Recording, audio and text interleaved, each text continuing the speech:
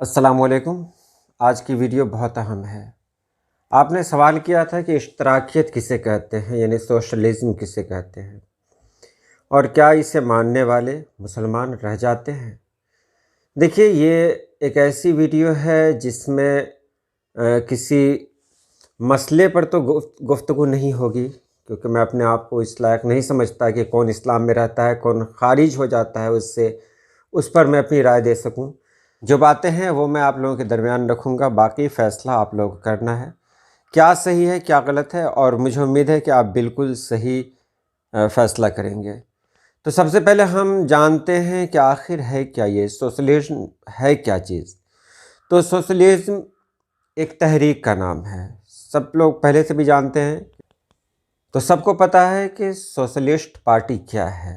ایک ایسی پارٹی ہے جس نے دنیا کو ایک نیا نظریہ دیا، جس نے یہ بتایا کہ سبھی کو برابر کا حق دینا چاہیے، سبھی برابری کے حقدار ہیں۔ اچھی بات تھی، لیکن اس میں ان لوگوں نے مطلب جو پوائنٹس اٹھائے وہ پوائنٹس غلط تھے، وہ نقطے غلط تھے۔ کارل مارکس کے بارے میں سب لوگ جانتے ہوں گے۔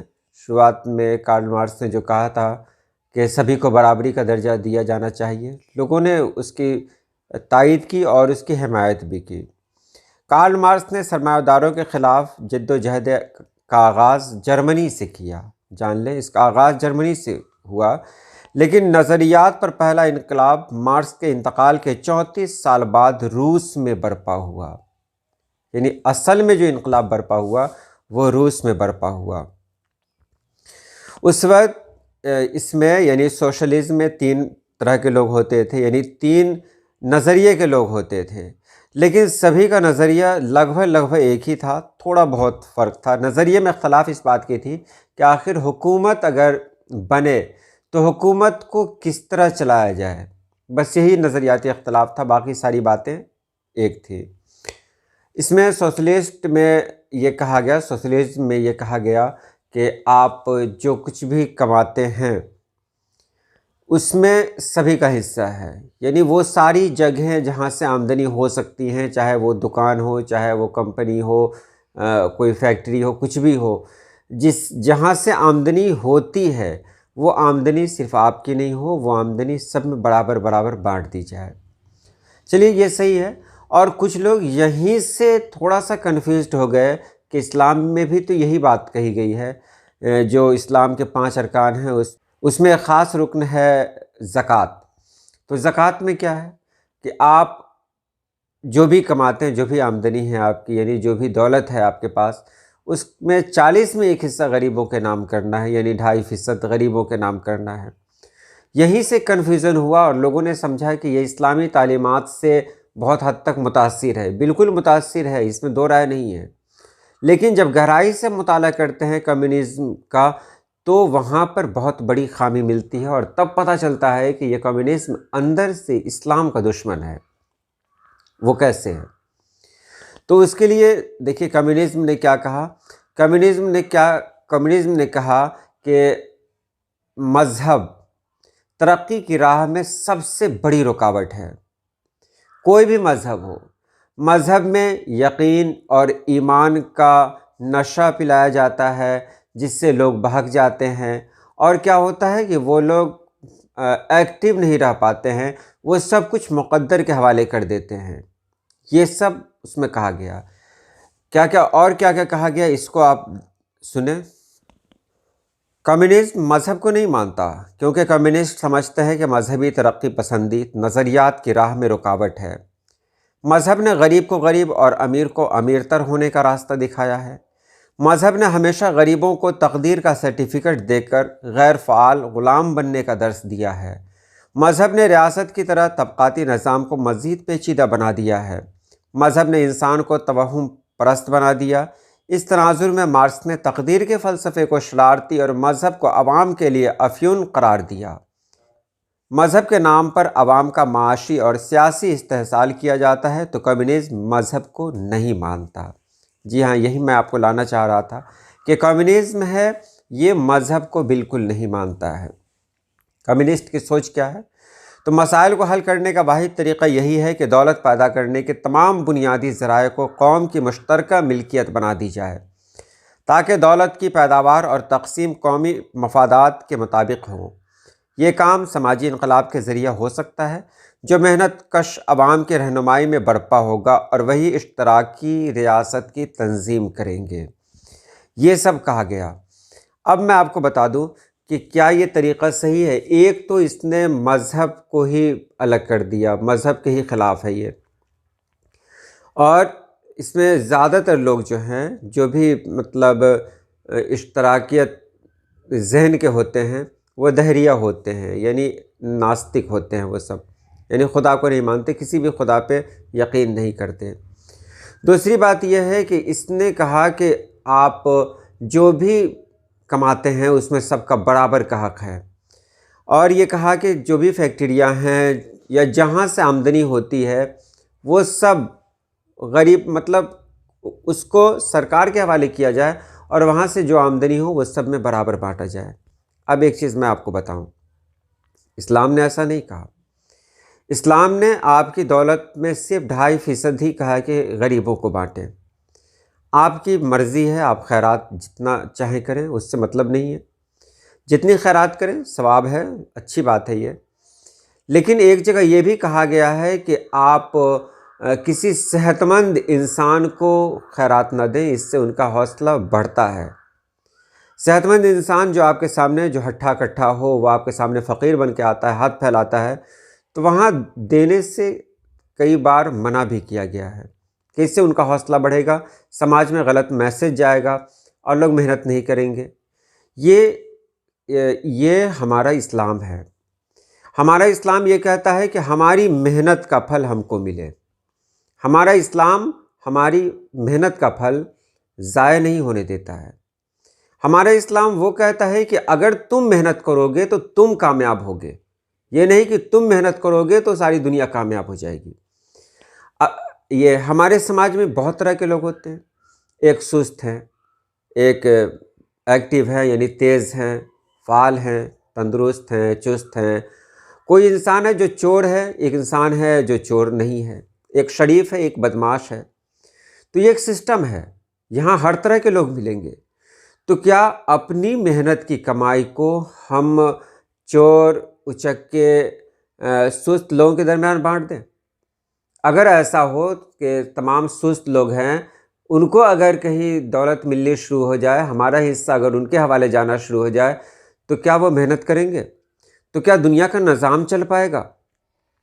دنیا کا نظام تبھی چلتا ہے کہ اگر آپ محنت کریں تو آپ کو فائدہ ہو۔ مان لیا ہم 3 بھائی ہیں، اگر میں زیادہ محنت کرتا ہوں تو ظاہر سی بات ہے کہ مجھے زیادہ فائدہ ہوگا، اور میں جو محنت کرتا ہوں وہ ساری دولت تینوں میں بانٹ دوں میں، پھر میرے وہ 2 بھائی کیا کریں گے؟ وہ دونوں سست ہو جائیں گے، آرام پسند ہو جائیں گے، وہ کوئی کام نہیں کریں گے۔ اس لیے کہا گیا کہ آپ اپنی محنت کا پھل خود پائیں، خود کھائیں، لیکن یہ اشتراکیت میں ایسا نہیں ہے۔ سیدھے کہا گیا ہے کہ غریب عوام کو دیا جائے۔ غریب عوام کون سی غریب عوام؟ وہ غریب عوام، وہ غریب لوگ جو کھیتوں میں مزدوری کرتے ہیں، ہل چلاتے ہیں، ان کے حوالے۔ تو ایک سوال اور بھی ہے، ایک اور بھی بنتا ہے یہاں سوال، اگر کوئی انسان غریب ہے تو کیوں ہے؟ اگر کوئی انسان امیر ہے تو کیوں ہے؟ پہلے بھی کہا گیا تھا کہ آج محنت کرو گے کل تم کو آرام ملے گا۔ تو جن لوگوں نے اپنے شروعاتی دور میں محنت نہیں کی، یہ بہت چبھتا ہوا کیا کہتے ہیں پوائنٹ میں آپ لوگوں کے درمیان رکھ رہا ہوں، کہ کچھ لوگوں نے شروعاتی دور میں محنت نہیں کی تو ان کا آخری دور بہتر نہیں جائے گا۔ اب وہ لوگ کہیں کہ بھائی ہم بھی انسان ہیں، ہم بھی محنت کرتے ہیں، تو پھر ہم کو اتنا کیوں نہیں ملا؟ ہمارے ہاں جو ایک سب سے بڑا افسر ہوتا ہے جس کو ڈی ایم کہتے ہیں، ان کا رہن سہن ہو یا ان کی آمدنی ہو، جو کچھ بھی ہے ان کی لائف اسٹائل، اس سے ایک مزدور اپنے آپ کا موازنہ کرے، یہ بیوقوفی ہے کہ نہیں ہے؟ ایک مزدور نے کون سی محنت کی؟ وہاں تک پہنچنے کے لیے ایک ڈی ایم کو، ایک کلکٹر کو کتنی محنت، کتنی پریشانی، کتنی قربانیوں سے گزرنا ہوا ہوگا، اور اس کے بعد جب وہ اس عہدے پر پہنچا ہے، وہ کچھ کمانے کے لائق ہو گیا ہے، تب آپ کہہ دیں کہ اس کی دولت ہے وہ غریبوں میں بانٹ دی جائے۔ کیوں بانٹی جائے؟ جب رات میں سارے لوگ سوئے ہوئے تھے، اس وقت وہ انسان محنت کر رہا تھا، مطالعہ کر رہا تھا، اس وقت لوگ کہاں تھے؟ جب سب لوگ دن میں گھومنے کے لیے نکل گئے تھے میلہ، اس وقت یہ انسان گھر میں بیٹھا ہوا مطالعہ کر رہا تھا، اس وقت لوگ کہاں تھے؟ جب سب لوگ تقریبات میں شریک ہو رہے تھے، ڈھول باجا میں شامل ہو رہے تھے، اس وقت یہ انسان سب قربان کر کے اپنے آپ کو تنہائی میں رکھ کے مطالعہ کر رہا تھا، اس وقت لوگ کہاں تھے؟ تو وہ قربانیاں جو ہوتی ہیں نا، لوگوں کی نظر وہاں نہیں پہنچتی ہیں، لوگ صرف یہ دیکھتے ہیں کہ بس ظاہری کیا ہے۔ میں پھر یہ بتا دینا چاہتا ہوں کہ ایک انسان امیر ہے تو امیر ہونے کی دو وجہ ہے، یا تو خاندانی دولت اس کے پاس آ گئی ہو، باپ ماں کی دولت آ گئی ہو، یا اس نے بڑی محنت کی ہو۔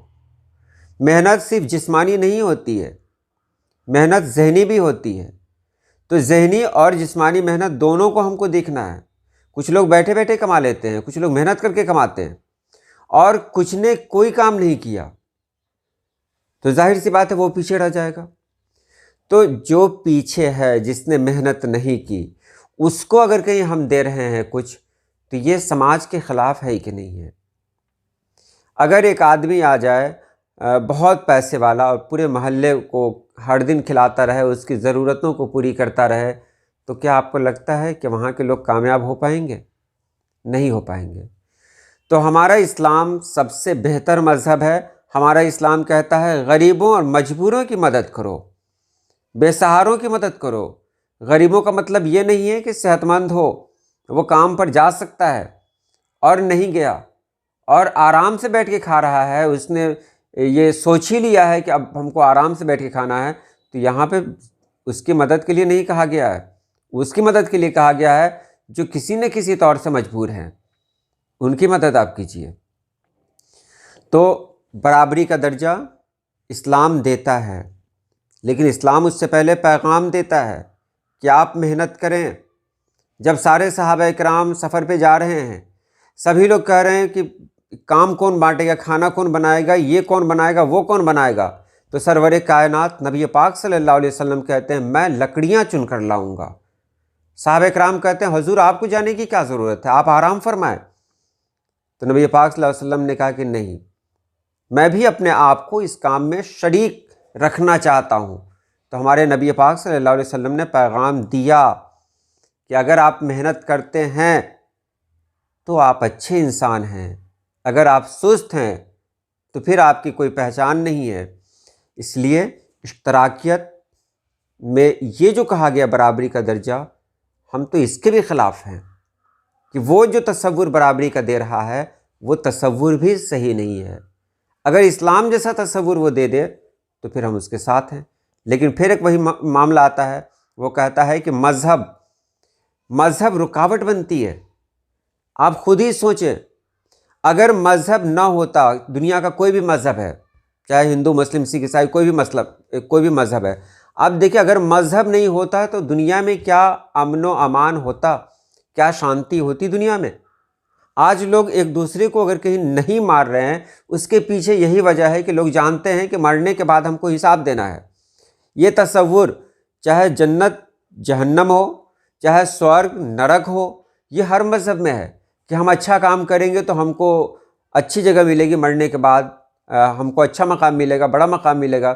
اگر ہم برا کام کریں گے تو برا ملے گا، مطلب جہنم ملے گی ہم کو۔ تو یہ تصور ہر جگہ ہے، اگر مذہب کو ہٹا دیں تو یہ تصور ہی ختم ہے، اور جب یہ تصور ہی ختم ہے تو آپ سوچ لیں وہ کیسے کوئی انسان دھیریہ بن سکتا ہے، کیسے کوئی انسان ناستک بن سکتا ہے۔ کبھی کبھی سمجھ میں نہیں آتا ہے ہم کو کہ آخر لوگ پڑھنے کے بعد بھی ایسے کیسے ہو سکتے ہیں۔ تب تو ہم کسی کو مارتے، کوئی سسٹم نہیں ہے، کوئی گناہ نہیں ہے، یہاں جیل میں چلا گیا انسان، ہو گیا۔ تو مذہب نہ رہے تو دنیا کا سسٹم ہی خراب ہو جائے۔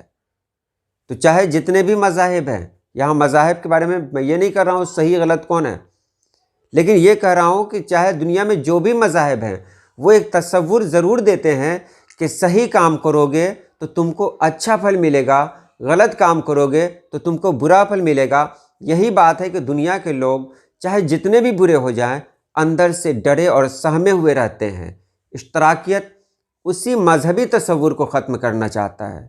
اگر یہ تصور ختم ہو گیا تو سوچئے دنیا کا کیا ہوگا؟ بہت بڑا سوال ہے۔ امید ہے آپ نے سمجھ لیا ہوگا۔ ہمارا اسلام زکوٰۃ کے فیور میں ہے، لیکن ایک سست، نکمے، نالائق انسان کی مدد کے فیور میں نہیں ہے۔ تو آج کے لیے اتنا ہی۔ اللہ پاک آپ سبھی لوگوں کو خوش رکھے، آباد رکھے۔ اللہ حافظ۔